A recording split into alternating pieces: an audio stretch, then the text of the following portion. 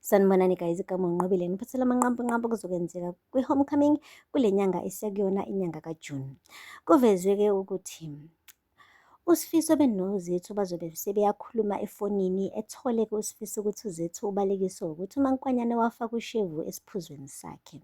uSifiso uzofuna ukuyizwela-ke ngey'ndlebe zakhe kuMaNkwanyane ukuthi kwenzeka ngampelani lokho, ebese uMaNkwanyane ahluleke ukuphika guys, agcine esola uSifiso ukuthi ngampela ukwenzile lokhu uzethu athi ukwenzile. Kuphinde kwavezwa ukuthi uShobane uzobe siyamlanda-ke uzethu ezimbali ambuyise back okuhambeni, okuzokwenza ukuthi uSifiso-ke anyanye ngoba phela unkosikazi wakhe lo uselandwa yile ndoda ayeyisoka nayo. Guys, siyazi sonke ukuthi uShobane usenothando olusha, uthandana noNesithandwa. Kuvezwe ukuthi-ke uthando lwabo luzoqhubeka luvutha amalangabi, kanti noMatron uzodinwa azehlise umoya abone ukuthi labantwana bafanelene. Hey guys, kuye kushiwo kuthiwa ungalingi wabale amachwane inkuku ingakachamiseli. Kuvezwe ukuthi uzethu uzothi mase sebuyile-ke kube nemithingi phakathi kukaSifiso benozethu noMaNkwanyane, okuzogcina sekwenza uzethu amane athathe isinqumo esinzima kabi sokumlahla uSifiso, akhethe ukulandela inhliziyo yakhe. Kuvezwe ukuthi uShobane uzobe siyaqabulana nozethu, ebese-ke uShobane lokhisi umkhumbuzo ukuthi basuka kude kangakanani nozethu, agcine sekhetha ukulahla uNesithandwa abuyelana nozethu. Engeqedi nje lapho ubhuti aphinde am-engage uzethu athi ufuna ukumenza unkosikazi wakhe. Yo guys, kuvezwe ukuthi uSifiso kuzothi akayilahle phansi-ke emezwa ukuthi uzethu use-move on and use-engaged, ebe unkosikazi wakhe, ahambe mncenga guys uzethu, ebese-ke uMaNkwanyane ayathukuthela ukuthi kanti vele umnyeni wakhe kwakhala nyonini la kuyena ebhizi lokhu ekhala encingana nomuntu wesifazane ose-move on, ekhona yena uMaNkwanyane engunkosikazi wakhe ehleli endlini. Guys, kuveziwe ukuthi-ke icala likaMaNkwanyane-ke lokuphoyizena uzethu yilona lizohlezi njalo kuyitulo lokubambelela kuSifiso ukuthi wuwe ogxosha uMaNkwanyane, kunjenje namhlanje kungenxa yakho. Kanti uMaNkwanyane uzozithole ngisho impama, ulabhabha wempama uvela kumawakhe phela, ey'buza ey'phendula ukuthi kanti umkhulise kanjani uMaNkwanyane amekwazi ukuthi adlise iy'ngane zabantu ushevu.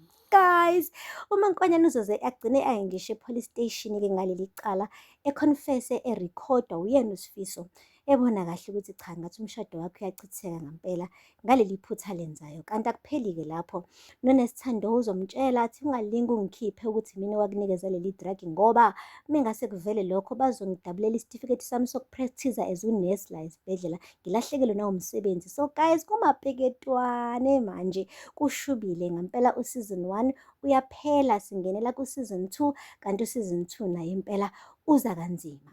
Kuphinde kwavezwa-ke ukuthi uSifiso uzozizwa sengathi-ke ulahliwe ngabantu abaphansi, abathe akathatha unkosikazi wesibili ozethu, lowo nkosikazi wamena wamlahla nje engakaqedi ngisho inyanga eyodwa beshadile ndawonye. Uzobe-ke siyahamba eyakuShobane ngoba uzobona ukuthi umuntu oyimbangela yokuphazamiseka nje komshado wakhe nozethu uyena uShobane. Uthi ezothi mase efikile-ke laphaya kusho ukuthi belwisane guys, balwiswane bagcine-ke sebelimazana guys, okuzogcina sekwenza uSifiso-ke elahlekelwe umphefumulo wakhe, bese sithi rest in peace kuSifiso guys. Cacile-ke guys ukuthi uSifiso-ke uzobe siyashona ezandleni-ke zikaShobane, ebese-ke uShobane-ke engena ecaleni kuthiwa ubulale uSifiso. Guys, kuphinde kwavezwa-ke ukuthi kuzothi mase sekuyiwe enkantolo, ebese-ke uShobane athi yena he is not guilty. Shuthi kahle kahle uzothi bekuyi-self defense. Kodwa-ke noma kuthiwa kunjalo-ke wonke umuntu uzobona sengathi uShobane uyena necala, ngoba phela vele uyena ontshontsha unkosikazi womuntu. Kuvezwe ukuthi ngisho esephumile-ke ejele esizwe uma wakhe-ke uMatron, uzobe siyahamba-ke uShobane ekhaya kubo, kodwa unembeza ukuthi ubulala uSifiso uzolokhu umudla kancane kancane. Kuphinde kwavezwa ukuthi kuzobe sekuwusuku lokufihlwa kwaSifiso, ebese-ke uMaNkwanyane kudingakala ukuthi njengonkosikazi wokuqala-ke azile njengendlela efanelekile, kodwa uzethu-ke uzofika-ke naye phela ngoba usashadile noSifiso, ebese kuphinde kuyacatshanwa futhi kwavezwa-ke nokuthi uZethu uzobe seyaqhubeka-ke elungiselela amalungiselelo omshado noShobane, okuzokwenza ukuthi uMaNkwanyane kuthi akayisakaze phansi ebona ukuthi le ntombazane ifike yangena lapha emshadweni wakhe, yawuxova kwaze kwafa umnyeni wakhe, kodwa manje silungiselela umshado-ke yena nendoda eyithanda ngampela ekuwuShobane, okuyiyona futhi le ndoda ebulala uSifiso, ebese-ke ayidabule le ngubo yomshado-ke uMaNkwanyane efuna ukuzikhokhisela kuZethu. Ya guys, idrama engaka, hhayi mina angikholwa nanokukholwa ukuthi yonke lento izokwenzeka, but amazibela-ke guys azosikhonfemela ukuthi ngampela yonke lento le izobe iyona ngampela yini. Guys, akupheli-ke lapho, kuphinde kwavezwa-ke ukuthi uSiphamandla njengoba esesondelene kakhulu noNgaraje ewumqeqeshi wakhe webhola, uzothi ethi uyashintsha nje ukhumula isikibha kuvela umkhango la iqolo lakhe ofana nse nomkhango kaNgaraje, ebese-ke eyasola ukuthi leya ngane eyakhe. Siyakhumbula-ke guys ukuthi uSiphamandla bekade ekhala ngokufuna ubaba wakhe isikhathi eside, ebuza uphindile ukuthi ubani uyise, uphindile engafuni ukumtshela. Ecaca-ke manje ukuthi ubaba wakhe-ke kungenzeka ukuthi uNgaraje. UNgaraje uzobe seyahamba-ke ubuza uphindile ukuthi hayi bo, kunomkhango engiwubonayo kwindodana yakho, ngabe eyami leya ndodana? Ephika uphindile futhi ngisho sekune-proof guys. Ebese-ke ethi akwenziwa ama-DNA test, uphindile anqabe.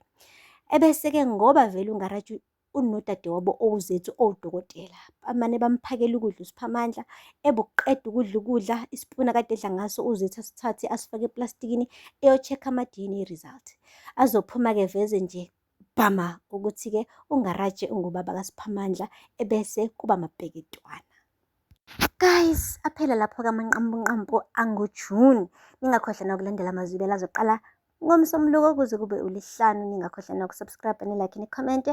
Until next time, bye.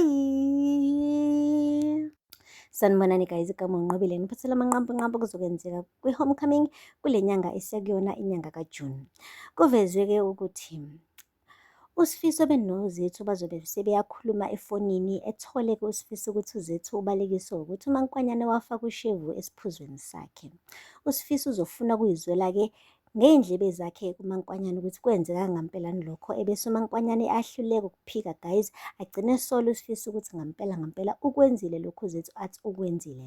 Kuphinde kwavezwa ukuthi uShobane uzobe siyamlanda-ke uZethu ezimbali ambuyise back okuhambeni.